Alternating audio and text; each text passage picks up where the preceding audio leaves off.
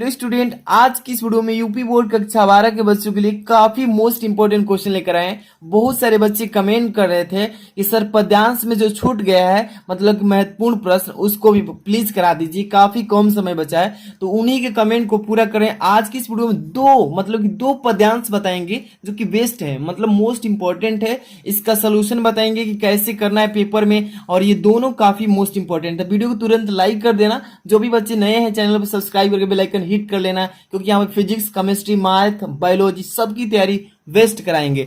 यहाँ पर देखिए कक्षा 12 महत्वपूर्ण पद्यांश, और ऐसे लिखोगे तो फुल नंबर मिलेगा। मतलब किस तरीके से लिखेंगे पद्यांश को कि एक भी नंबर न कटे, 100 में 100। इस बार टारगेट है कि मतलब कि आपको 90 प्लस, मतलब 90 से आगे स्कोर कराना है। सभी सब्जेक्ट की प्रिपरेशन करना है ना, तो चैनल को सब्सक्राइब जरूर कर लीजिएगा। और इसमें देखिए पहले नंबर फर्स्ट नंबर इसमें है, और इसके बाद दूसरा, दोनों का सोल्यूशन अभी करने वाले हैं। चलिए सबसे पहला नंबर, जितने भी बच्चे देखिए पद्यांश को कैसे करते हैं, पहले तो पद्यांश को पढ़ना है। देखिए इसमें ऊपर क्वेश्चन दिए गए, दिए गए पद्यांश पर आधारित निम्नलिखित प्रश्नों के उत्तर दीजिए। और ये 10 नंबर का आने वाला है पेपर में। कितने नंबर? 10 नंबर। तो सबसे पहले नंबर आपको गद्यांश को अच्छे से पढ़ना है। आप मालूम चल जाएगा कि किस चैप्टर से ये गद्यांश दिया गया है, चैप्टर का नाम क्या है, और चैप्टर को कौन लिखे हैं। अभी मतलब कि सभी चीजें आपको डिस्कस करके समझा देते हैं, ठीक है। तो पहले पहला को हल कर लेते हैं, पहले इस दूसरे को हटा लेते हैं। चलिए देखिए, लज्जाशील पथिक महिला जो कहीं दृष्टि आए होने देना, विकृति वसना तो न तू सुंदरी को, जो थोड़ी सी श्रमित वह हो, गोद ले श्रांति खोना, होठों की और कमल मुख की मालनताएं मिटाना, कोई कलानता कृषक ललना खेत में जो दिखावे, धीरे धीरे परस उसकी क्लांतियों को मिटाना, जाता कोई जलद यदि हो व्योम में, तो उसे ला छाया द्वारा सुखित करना, तप्त भूतंगा को। आप जैसे इस पद्यांश को पढ़े हैं, आपको तो आभास हो गया होगा कि किस पार्ट से इसको दिया है। आपको मालूम हो गया होगा कि पवन द्वितीय पार्ट से दिया गया है। आप जब मतलब इतने बार प्रिपरेशन कर रहे हैं, हिंदी की तो कंप्लीट तैयारी भी हो गई होगी, लगभग पूरी तैयारी हो गई होगी। आपके हर एक मतलब पद्यांश से गद्यांश से परिचित भी हो गए होंगे। तो जैसे लज्जाशील पथिक महिला जो कहती है, मतलब कहीं दृष्टि आए, तो आपको मालूम चल गया कि पवन द्वितीय वाला पार्ट से लिया गया है इस पद्यांश को। और इस पद्यांश मतलब पवन द्वितीय पार्ट को कौन लिखे हैं? अयोध्या सिंह उपाध्याय हरिऔध जी, ठीक है। दो चीज आपको क्लियर होना चाहिए। पहले तो आपको पद्यांश कर रहे हैं या गद्यांश, आपको पहले उस पद्यांश और गद्यांश को पहचान होना चाहिए कि किस पार्ट से दिया गया ये पद्यांश। जैसे पहचान आ गया तो पार्ट के लेखक कौन है, तो दो चीजें क्लियर हो गई, तो 2 नंबर तो फिक्स हो गया ऐसे ही। अब इसमें क्वेश्चन भी किया है, देखिए ध्यान से। नीचे क्वेश्चन फर्स्ट नंबर क्या पूछा गया है कि वियोगिनी राधा लज्जाशील महिला के लिए पवन से क्या कहती है, ठीक है। इसी में है वियोगिनी, जो है वियोगिनी राधा लज्जाशील महिला के लिए पवन से क्या कहती है। दूसरा कह रहा है इसमें कि राधा कृष्ण ललन की थकावट को दूर करने के लिए पवन को क्या समझाती है। थर्ड नंबर, व्योम तथा भूतंगा का अर्थ बताइए और रेखांकित अंश की व्याख्या बताइए। यहाँ पे लिखा गया है कि उपयुक्त कविता का शीर्षक तथा कवि का नाम बताइए, ठीक है। इस तरीके से बहुत इजी क्वेश्चन है।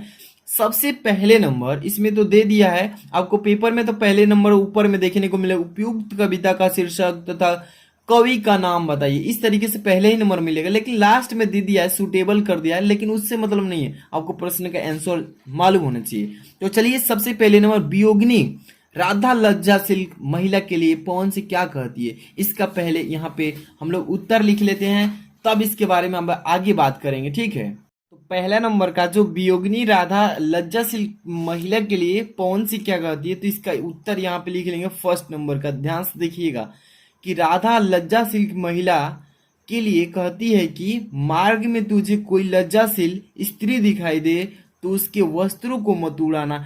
यहाँ पे बहुत ही सिंपल सा प्रश्न किया है और आप सिंपल से आंसर देंगे, ज्यादा इसमें नहीं कुछ करना है। इसके बाद अगला क्वेश्चन, राधा कृषक ललना की थकान को दूर करने के लिए पवन को क्या कहती है। यहाँ पर देखिए थकान को दूर करने के लिए, यानी कि लज्जाशील शिलापथिक महिला जो कहीं दृष्टि आए होने देना, विकृति वसना तो न दू तू सुंदरी को, तो थोड़ी सी श्रमित वह हो गोद ले श्रांति खोना। यानी कि कह रहा है इसमें दूसरे का उत्तर यहाँ पे मैं बता रहा हूँ, ध्यान से देखिएगा कि राधा कृषक ललना की थकान दूर करने के लिए कहती है कि उसे अपने होठ में सॉरी गोद में लेकर उसकी थकान को दूर कर देना अथवा थकान मिटा देना, और यही कहती है उसके भाव में। ठीक है, इतना उत्तर इसका कंप्लीट कर लेंगे। इसके बाद थर्ड नंबर कह रहे कि व्योम तथा भूतंगा का अर्थ स्पष्ट कीजिए। तो देखिए व्योम का मतलब होता है आकाश और भूतंगा का मतलब होता है स्त्री, दोनों का अर्थ यहाँ पे बता देंगे। तीसरा का उत्तर हो जाएगा व्योम मतलब आकाश, भूतंगा मतलब स्त्री। ठीक है, ऐसे ही आपको पेपर में भी करना है। इसके बाद रेखांकित अंश की व्याख्या करना है। यहाँ पे जो अंडरलाइन किया है कि जो थोड़ी भी श्रमित वह हो गोद ले श्रांति खोना, होठों की और कमल मुख की मलनताई मिटाना। इस अंडरलाइन का व्याख्या करना है, यानी कि जो थोड़ी सी भी श्रमित हो वो गोद ले श्रांति खोना। इसका यहाँ पे चलिए व्याख्या कर लेते हैं। 4 नंबर यहाँ पे 4वां नंबर है। ठीक है, यहाँ पे 4 नंबर का पहले अंडरलाइन का व्याख्या रेखांकित अंश की व्याख्या करेंगे। तो हे पवन कह रहा है कि उस लाइन में कि हे पवन देव, यदि तुझे मार्ग में कोई लज्जवंती स्त्री दिखाई पड़े तो इतने वेग से न बहना कि उसके वस्त्र उड़कर अस्त व्यस्त हो जाए। ठीक है, उसके जो वस्त्र है उड़कर अस्त व्यस्त न हो जाए और उसका शरीर उघड़ जाए। ठीक है, इसके बाद यदि वह थोड़ी सी भी थकी दिखाई दे तो उसे गोद में लेकर अर्थात उसके चारों ओर से घिर कर उसकी थकान मिटा देना। यही भाव कह रहा है इसमें। अब यहाँ पर पूरा पढ़ेंगे ना, पूरा अंडरलाइन, और ओ कमलमुखी की मलनताई मिटा देना, वही है उसकी मतलब जो थकान है उसकी सारी थकान मिटा देना, जिससे कि उसके सूखे होठ और मुरझाया हुआ कमल सदृश मुख प्रफुल्लित हो उठे। तो ये हो जाएगा इस अंडरलाइन जो किया है इसका व्याख्या। पूरा हम लोग रेखांकित अंश की व्याख्या ऐसे ही कर देंगे। ओके, इसके बाद एक क्वेश्चन और इसमें क्या पूछा लास्ट में, उपयुक्त कविता का शीर्षक तथा कवि का नाम। यही ना मैंने बताया था ना कि पवन दूतिया वाला जो चैप्टर है आपका, उसी चैप्टर से इसको लिया गया है और इसके कौन राइटर है। तो चलिए इसको पहले लिख लेते हैं, इसका भी मतलब कि जो 5वां नंबर क्वेश्चन है ना, तो 5वां नंबर है, ऐसे लिख लेते हैं। चलिए यहाँ पे सबसे पहले नंबर पाठ या शीर्षक का नाम लिख लेते हैं, पाठ का नाम ही लिख लेते हैं। ये पेन भी नहीं चल रही है। पाठ का नाम, इसके बाद शीर्षक का नाम, शीर्षक वही है, लेखक का नाम यानी कवि का नाम,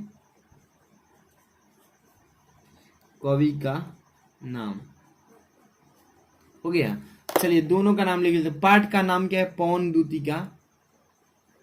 ये तो ब्लैक पेन से लिखना है ना, चलिए ब्लैक पेन निकाल लेते हैं, हटिए जी इधर। पवन दूतिका, इस पार्ट से इसको कौन लिखे, अयोध्या जी। देखिए अयोध्या सिंह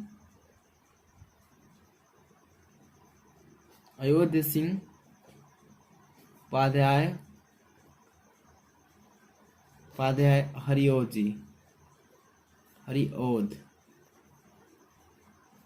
ठीक है, इसी मतलब इसको यही लिखे। तो ये जो आपका पद्यांश है इसको अच्छे से तैयार करके जाना है, एक एक क्वेश्चन को बारीकी से पढ़कर जाना है। ठीक है, इसके बाद हम अगला सोल्यूशन देखेंगे। इसमें अगला जो है 2 नंबर, इसको देख लेते हैं। ठीक है, तो इसको थोड़ा सा बड़ा कर दूं ताकि आपको अच्छा से दिख जाए और पढ़ करके इसको अच्छे से तैयार कर लीजिए। देखिए क्या लिखा है इस पद्यांश में कि कौन हो तुम वसंत के दूत, देखिए विरसत पतझड़ में अति सुकुमार, घन तिमिर में चपला की रेख, तपन में शीतल मंद बयार, लगा कहने अंगंतुक व्यक्ति, मिटाना उत्कंठा सविशेष, दे रहे हो कोकिल सानंदन, सुमन को ज्यो मधुमय संदेश। आप जैसे ही इस पद्यांश को पढ़ा है आपको तो मालूम चल गया होगा किस पार्ट से इस पद्यांश को लिया गया है। तो बहुत सारे बच्चे अगर कमेंट करते हैं तो बता सकते हैं श्रद्धा मनु जो आपका पाठ है उसी से लिया गया है। कौन लिखे हैं, जय शंकर प्रसाद जी। आपको तो मालूम चल गया। अब देखिए इसमें क्वेश्चन क्या क्या पूछा है, पाठ का शीर्षक, कवि के नाम, अभी बताएंगे फटाक से। देखिए, आगंतुक व्यक्ति से किसकी ओर संकेत किया गया है, अभी मालूम चल जाएगा। रेखांकित अंश की व्याख्या करना, इसमें पद्यांश में किस पात्र की उत्कंठा मिटाने की बात की जा रही है, पद्यांश में किन पात्रों के बीच संवाद हो रहा है। चलिए चलिए सबसे पहले ये जो है आपके कौन से चैप्टर से, तो आपके जो श्रद्धा मनु चैप्टर जो आपके कौन लिखे हैं, तो अभी इसको हम पहले देख लेते हैं। यहाँ से पहले तो इसका पहले हम लोग फर्स्ट नंबर क्वेश्चन को ही लिख लेते हैं, अभी मालूम चल जाएगा। यहाँ पे देखिए, पाठ का शीर्षक एवं कवि का नाम, पहला नंबर यहाँ पे डालिए, पाठ का नाम, ठीक। दूसरा नंबर इसी में, यानी पाठ के तो नाम हो गया, यानी अब कवि का नाम, दोनों का नाम लिख लेते हैं। पहले नंबर पाठ का नाम, पाठ का आपका नाम है श्रद्धा मनु, श्रद्धा, ये वाला ब्लू है ना, ब्लैक लाना है ना, श्रद्धा मनु, ठीक। आप ब्लू पेन से लिखिएगा श्रद्धा मनु। कौन लिखे हैं, जयशंकर प्रसाद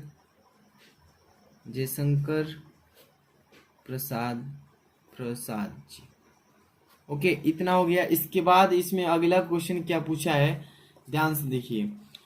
कह रहा है इसकी आगंतुक व्यक्ति से किसकी ओर संकेत किया गया है, तो यहाँ पे इसका आंसर देख लीजिए, आगंतुक व्यक्ति। यहाँ पे देखिए, इसका दूसरा नंबर क्वेश्चन है, तीसरा डाल दिए हैं, बट यहाँ पे देखिए ध्यान से कि आगंतुक व्यक्ति शब्दों के माध्यम से मनु की ओर संकेत किया गया है। देखिए, आगंतुक व्यक्ति शब्दों के माध्यम से मनु की ओर संकेत किया गया है, ठीक है। इसके बाद ही इसमें है रेखांकित अंश की व्याख्या। रेखांकित अंश की व्याख्या करना है ना, तो यहाँ पर देखिए, घन तिमिर में चपला की रेख, तपन में शीतल मंद बयार, इतने ही शब्द का अर्थ बताना है, वाक्य में प्रयोग, मतलब रेखांकित अंश की व्याख्या कर देना है।